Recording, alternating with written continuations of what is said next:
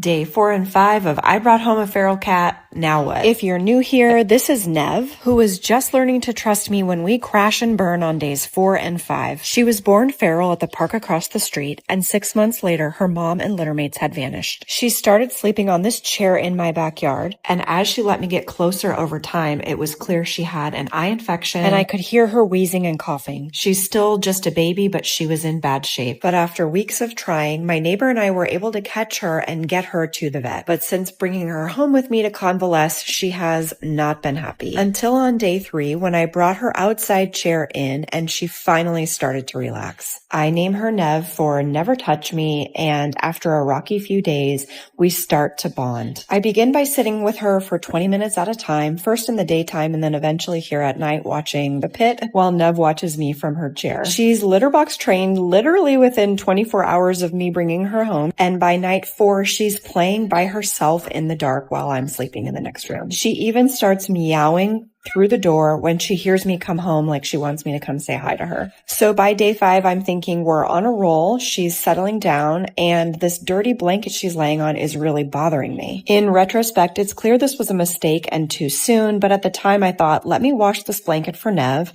and also I'd love to have my dog be able to smell it so that she can understand what's going on behind the closed door. So I creep up on her ever so gently, trying to get her to get off the chair. I thought she would go quickly, but she stays put and starts hissing, and eventually she scoots herself over to the crate. I wait for her to reposition on the chair, but as it turns out, she wanted nothing to do with this new blanket or now with me. So by the end of day 5, we're back to hissing and hiding, and I have to work to earn her trust back. Stay tuned for day 6, where I start to repair my rupture with Nev, and follow to watch me try to tame her.